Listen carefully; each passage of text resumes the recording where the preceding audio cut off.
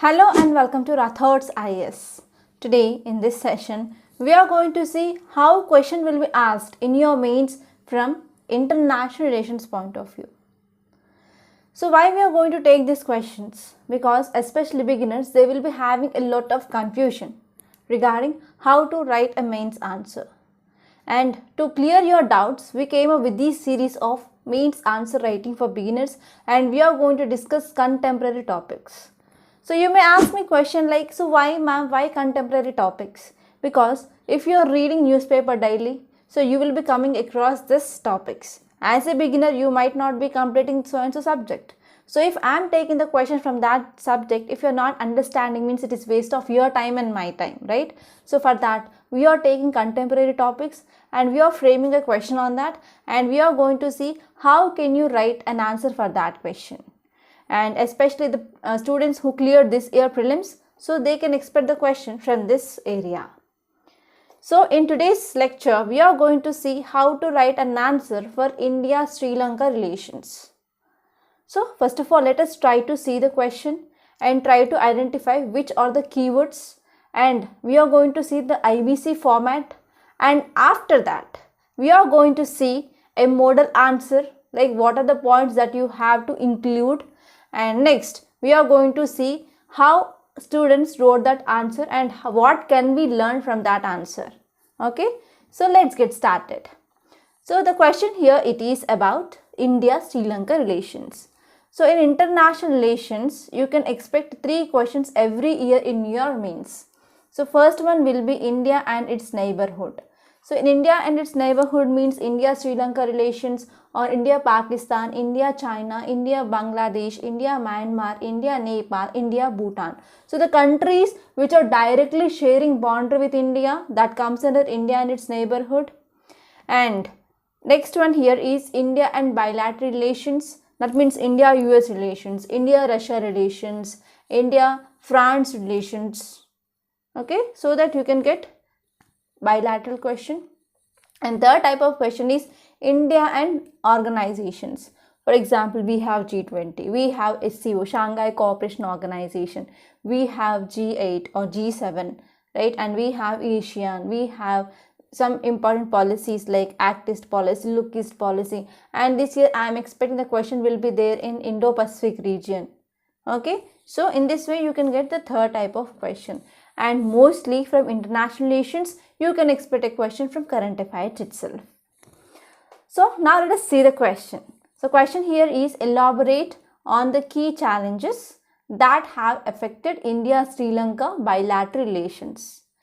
Also highlight the potential opportunities for cooperation and collaboration between two countries to foster a stronger and more mutually beneficial relationship.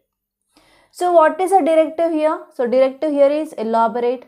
So elaborate means we have to give the detailed information regarding that. So how many sub-questions are there here? First one is, it is asking about key challenges. So first and the foremost sub-question here is, you have to address key challenges that have affected India-Sri Lanka bilateral relations. And next one is, you have to highlight potential opportunities for cooperation and collaboration between two countries. So first here we need to write answer in IBC format. So it is a standard format. So what is this I? I stands for introduction. So what can you write in introduction? In introduction you can write about current affairs. So what happened recently between India and Sri Lanka. So this is the one way of writing introduction for current affairs related question. And next one here is, you can write history. You can write history of India-Sri Lanka relations. Or the third way here is, you can write about how relationship is going on between India and Sri Lanka in the recent past. So in these 3 ways you can write your introduction. And in body you have to address each and every sub question, right? So each and every sub question will be carrying the marks. That means if you are addressing only challenges and if you are leaving this cooperation and collaboration part, means yes, you are going to lose marks. So don't do that. So whenever you are reading question, try to identify how many sub questions are there. and you have to see in body whether you have addressed all these sub questions or not. So this is your task. So here, while reading itself, try to identify how many questions are there, and you have to mark 1, 2, 3 like that, so that you will be not missing any subpart. Because in UPSC, there are less chances of asking single question. So nowadays, there are 2 or 3 sub questions are asked in UPSC mains. And in body, you have to address the first one here is key challenges. So what are the key challenges? So how can you get these key challenges? So if you are reading any static book, you will be getting very less details regarding this India-Sri Lanka relations and what are the challenges. So these challenges that you get in the current affairs. So whenever you are going through the newspaper, you will be seeing about fishermen issue, right? You will be seeing about the debt issue of Sri Lanka and how India helped Sri Lanka to come out. And even you know about why financial crisis or economic crisis is faced by Sri Lanka. And even you know about the composition of population. So we have Sinhalese and we have Tamilian minorities. So this is also an important issue, right? So if you are reading continuously current affairs from 1.5 years or 2 years, then you will be having a good grip on the topics. Okay, so in key challenges, you can write about fisherman issue, and you can also write about Kachativu Island issue, and you can talk about Tamilian issue. Here you can write about 13th Amendment, passing of this 13th Amendment, right? So whenever you are writing these keywords, or whenever you are writing this body, whenever you are addressing one sub question, try to use the side headings. So you can write about key challenges. So there is no need of framing such a beautiful words here. So those words that you can see the question, you can directly pick up those keywords from the question and you can use them. So here the keyword is what are the key challenges. So you can write subheading that is key challenges between India and Sri Lanka relations, and you can underline them, and you can write at least 3 points here. Okay, like fisherman issue, Kachativu Island issue, Tamilians issue, 13th Amendment issue, right? So because of these issues, yes, it has affected India-Sri Lanka relations. And next part here is you have to know about opportunities. What are the opportunities for cooperation? So in which areas we have opportunities? For example, we can increase trade. So we can go for developmental projects in Sri Lanka, because as of now, so most of these developmental projects are done by China. So this is also one important reason for the debt trap of Sri Lanka that you might know, for example, Hambantota port. And one more thing I want to make it clear that whenever you are giving your statements or your arguments, try to give the examples so that you can substantiate. So you can give the examples also. So just giving arguments is not a good thing. Try to use the examples. So this is a technique which followed by Shruti Sharma. Okay. And next one here is in, you can see in the people to people contact also, we can have the opportunity. For example, by passing 13th Amendment, right? You can talk about tourism, especially during medieval time and ancient times. What happened? There was spread of Buddhism from India towards Sri Lanka, right? So you can write, you can think about the great Ashoka role here, so that we can also have an opportunity to boost in this tourism sector. So you can write 4 to 5 points here. Okay, so this is a well decent body. So you are writing 3 to 4 points here and 4 to 5 points here. And even in the defense also we can come together, right? So here you can write 3 to 4 points, and here in the opportunities you can write 4 to 5 points, and finally you can conclude your answer with a way forward. Okay, so here in conclusion you can write in the 2 ways. First one is you can give a way forward, because in current affairs there is a chance of giving way forward as a conclusion, and or else you can sum up the important points that you wrote in the body. Okay, so this is the answer how you can write. And one more thing I have to focus here is whenever you are writing answer for international relations, try to improve your presentation. So how can you improve your presentation? You can draw a map. So this is the map of India and Sri Lanka, and here we have Gulf of Mannar, here we have Park Strait, and here you can show this Kachativu Islands. Okay, and here you can show this is Tamil Nadu, and there is a fisherman issue also, you can show that. Okay, so in this way try to present your answer better. So for presentation, for sure, for international relations, try to use the map wherever it is necessary. And now let us try to see the model answer.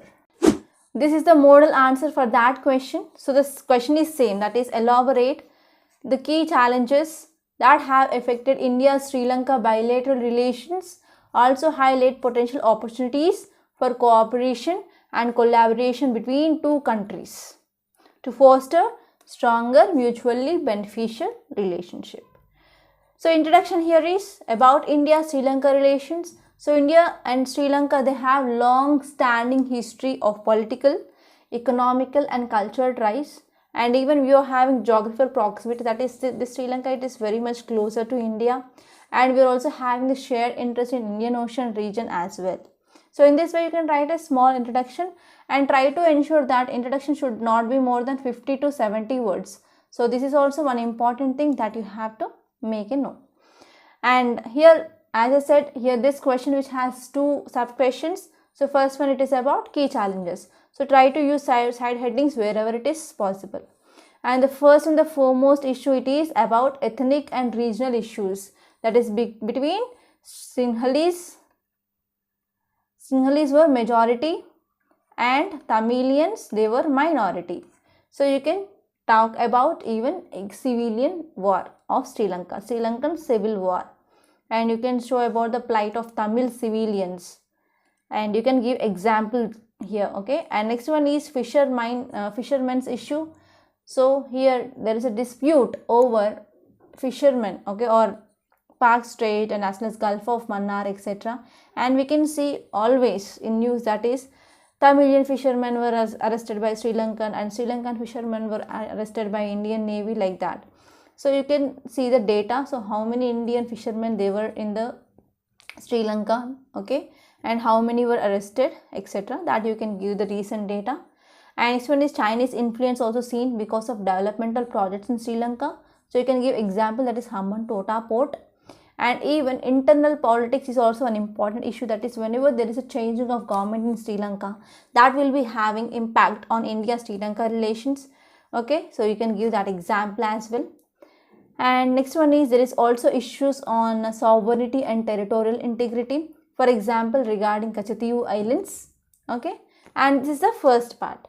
And second sub question here is about potential opportunities for cooperation and collaboration between the two countries. So first one is we can have economic cooperation. That means we can increase trade, we can increase investments, we can come up with a joint development projects so that it will be helpful for both the countries. And we can also go for infrastructure development, that is modernization of projects like airports, roads and seaports, power projects, so that we can enhance connectivity and as well as trade in this region. And we can also focus on maritime security, because India and Sri Lanka, those are present in Indian Ocean, so that because of increasing of relevance of Indo-Pacific region now, so there is a lot of opportunity which can be used by both countries to ensure maritime security. For example, we can also come up with anti-piracy efforts, we can go for search and rescue operations and information sharing, etc. And we can also collaborate in tourism and cultural exchanges as well. And we can also focus on climate change, renewable energy projects, and we can also come up with regional initiatives. So already in some regional groupings, India and Sri Lanka both were members, for example SAARC and BIMSTEC, right? And we can also focus on counter-terrorism and intelligence sharing. Okay, so at least write 4 to 5 important things and try to give examples for that. And in conclusion, you can write way forward. So these and these are the challenges that we are facing. So we have to resolve these challenges so that we can increase cooperation between the two countries. So like that you can give the challenges or summing up of important points, and in conclusion you can give way forward, like so how can we improve the relations further. Okay, so in this way you can write the answer, and this is the model answer. Now I want to show how a student who wrote answer for this question. So question is same, that is elaborate on the key challenges that have affected India-Sri-Lanka bilateral relations. So first of all, this student has not pointed out what is the keyword and what are the sub questions. So this is our first sub question and this is the second sub question, that is potential opportunities and cooperation. So first of all, we will ask the student to identify which is the keyword, because according to the keyword you have to write answer. So first you have to identify the keyword of question or directive of the question, and later on you have to identify how many sub questions are there. So you have to point out in the question. So this is a mistake done, and student wrote introduction. Actually there is no need of writing introduction, body and conclusion, so it is not at all necessary. And if you see introduction here, India Sri Lanka have a long standing history of political, economic and cultural ties, and bilateral relations is significant for regional stability and cooperation. So it's a well decent introduction. It is not more than 70 words here. And student also represented map and gave the title. Very good. So it is a very good presentation.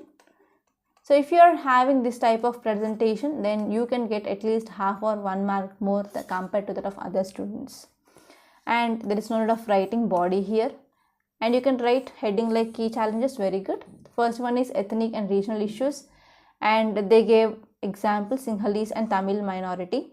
But there is one more mistake here, they didn't highlight the important keywords. So they have to underline this Sinhalese and Tamil majority. And fishermen issue, very good, that is Gulf of Mannar and Park Strait. But here there is no example or data, so this is also one mistake.